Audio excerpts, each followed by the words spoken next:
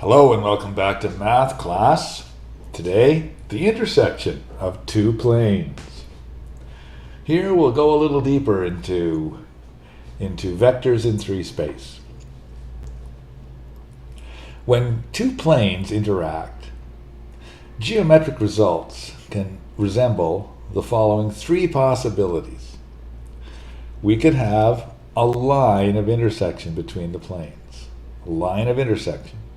2 planes meeting in a line. They could be pancakes with no intersection, and a third possibility is that they could be the exact same plane. So the entire plane. So there's 2 ways for infinite solutions, and there's 1 way for no solutions. And there's no ways for just 1 solution. And the result, if you think about it, is going to be 2 equations of planes, 2 planes, so 2 equations, but there's 3 unknowns. And so that we know that when this happens, we set one of these unknowns is going to be a parameter, and it will be the parameter associated with this line of intersection. Another view of intersecting planes. For the intersection of 2 planes, there is either an infinite number of solutions, as in a line, or them being the same plane, or 0 solutions. You can't have just 1. Example 1, solve and describe the solution. Solution. Because the normals of these 2 planes are multiples of each other, we can look at their normals and see that they are multiples of each other. They're either the same plane or they're parallel. And we notice the scale factor here, double the 2, double the 3, double the 1. We don't double the 5. So the scale factor for the normals is not the same scale factor as the constant terms. So these are distinct and parallel planes. There's no solution. Algebraically speaking, if we were to do the elementary row operations on this matrix of numbers, it leads to this. And this last line, 0, 0, 0, number, tells us that there's no solutions, because you can't have 0x plus 0y plus 0z equals anything but 0.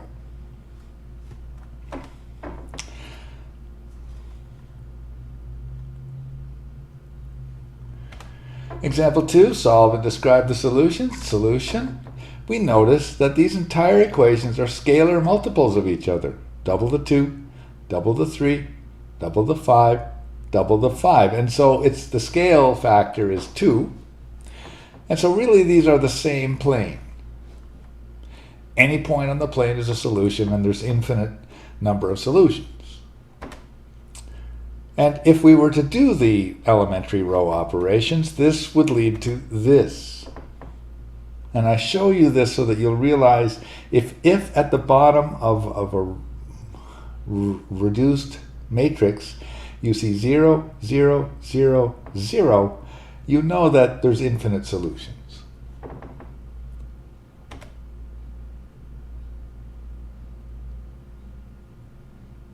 Because any satisfactory point on this plane must therefore be on both of them. So, the intersection of 2 planes and their normals. If the normals are multiples of each other, this implies that the planes are either parallel or they're actually coincident. If the normals are not multiples of each other, this implies that the planes intersect in a line. Example 3. Solve and describe the solution. So we look at our 2 planes in 3 space, and we notice that the normals are not multiples of each other. Therefore, the 2 planes must intersect in a line, and our task is to find that line. Well, there's our 2 equations in 3 unknowns. And so to solve 2 equations in 3 unknowns, we just need 1 0 coefficient. So what I've done here is I've taken equation 1 and subtracted 2 times equation 2. And so I have this zero coefficient. Transferring it, just one zero coefficient out of any of these 6 is enough. Next, introduce a parameter to the equation with just 2 unknowns. So this one right here is just 2 unknowns. Introduce a parameter, and this generates the parametric equations of the line. So we'll let either y or z be t. Let z be t. And so working with this first equation, we can say 21y minus 3t equals 6, and y equals 6 plus 3t over 21, and divide out the 3. And so we have z in terms of t, we have y in terms of t, sub them both into the other equation,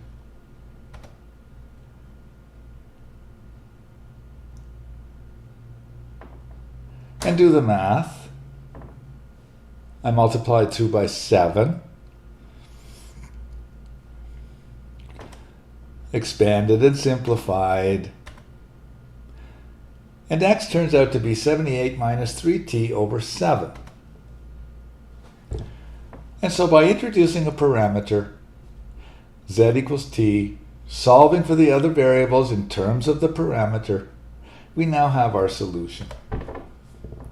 And the solution is the number part for each of these, so it'll be 78 over 7, comma, 2 over 7, comma, 0. That'll be our point. 78 over 7, 2 over 7, and 0, plus t times, okay, negative 3 over 7, comma, 1 over 7, comma, 1. Now this one you can clear the fractions on, and this one you cannot. This is a point, and we're stuck with it. This is a vector, and we can multiply through by 7. And there we have our line of intersection of these 2 planes. That's a bit of an algebra exercise. Let's check.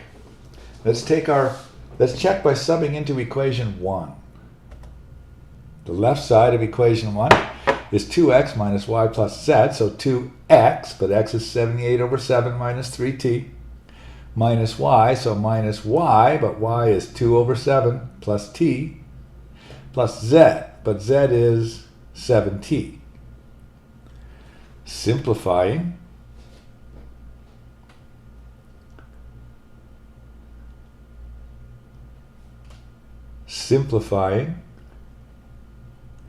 and we notice that the t's vaporize. We got 156 over 7 minus 2 over 7, 154 over 7. So our left side is evaluated. Right side, well, let's simplify the fraction first. Now, right side of the first equation is 22. So it worked in the first equation. Let's sub our solution into the second equation.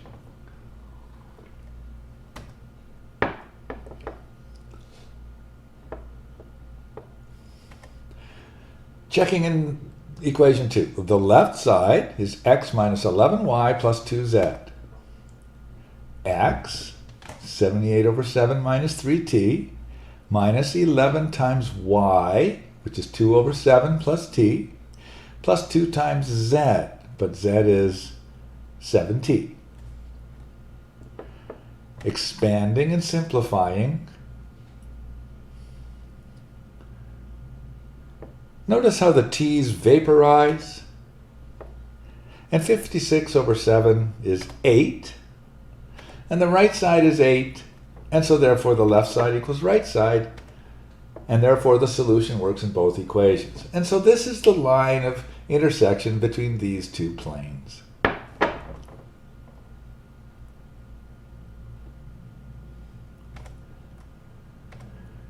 Example, find the equation of the line that's parallel to the line of intersection of the 2 given planes here and goes through a specific point. So we want a line that's parallel to a line of intersection of 2 planes through a specific point. And the equation of the planes are pi 1 and pi 2. Solution. In this case, we only need the direction vector of the line of intersection of the planes. So we really don't have to solve this system of 2 equations and 3 unknowns. We just need to get the direction vector of it, because that'll give us the direction vector of the line of intersection, and then we'll use this as our point for our line that's parallel to the line of intersection. This direction vector will be perpendicular to the normals of both planes, hence it is the cross product of these normals. Now, a normal response might be, what? Okay, let's think here for a second. We've got 2 planes. Here's 2 planes. Let's call it the light colored plane and the dark colored plane, and I've bolded in the line of intersection of these 2 planes. If there was a flagpole sticking out of this light colored plane, the line of intersection would be perpendicular to that flagpole. And if there was a flagpole sticking out of the dark colored plane, this line of intersection would be perpendicular to that as well.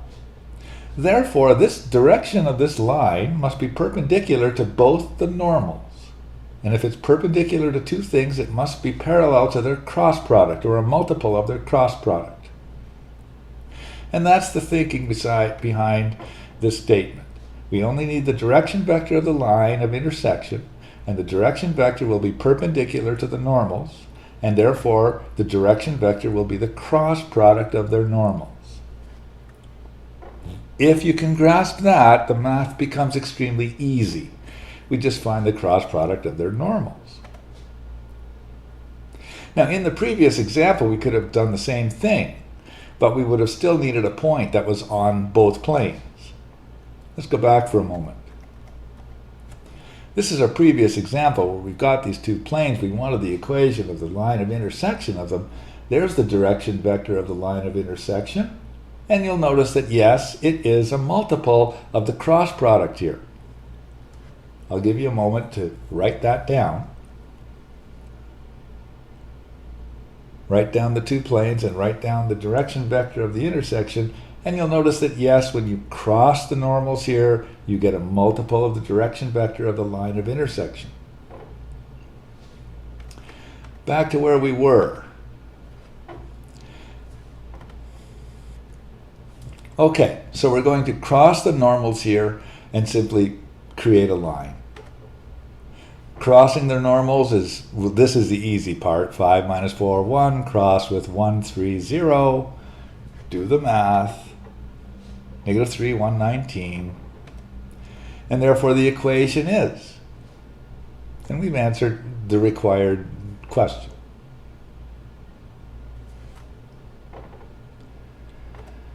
To check the solution, we can find the intersection of the planes using the previous method. Let's do that. Let's find the intersection of the planes using the previous method. Well, we've already got a 0 coefficient, so we're ready to introduce a parameter. Now remember, we go to the equation that has the 2 variables here, the 2 unknowns. Z is not involved here, so it's x plus 3y equals 9. And let x or y be our parameter. So we focus on that equation, introduce a parameter. Let x be t, and so y is 9 minus t over 3, and plug them both into the other equation to get z.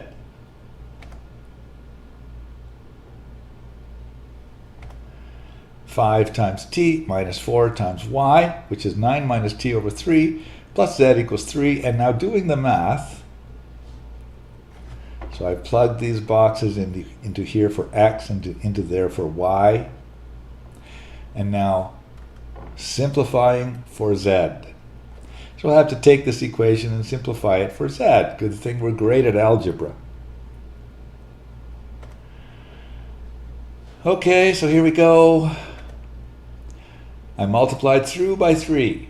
So 15t minus 4 times 9 minus t plus 3z plus 3 times 3, 9. Multiplied through by 3. Expand. Simplify it and solve for z. 45 minus 19t over 3.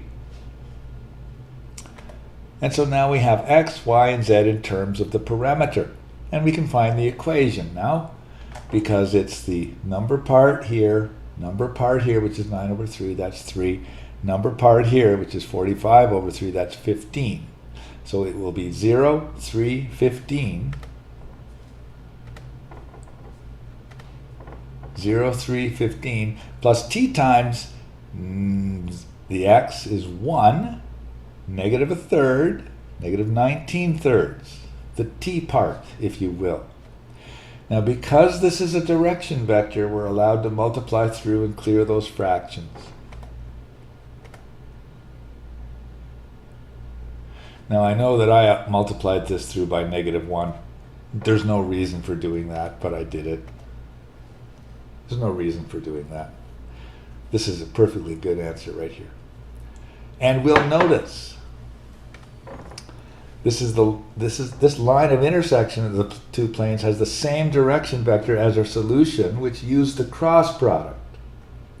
So here's our direction vector. Oh, that's why I multiplied through by negative 1 to illustrate this. Yes, the direction of this line is the same as the cross product we got when we did it the other way.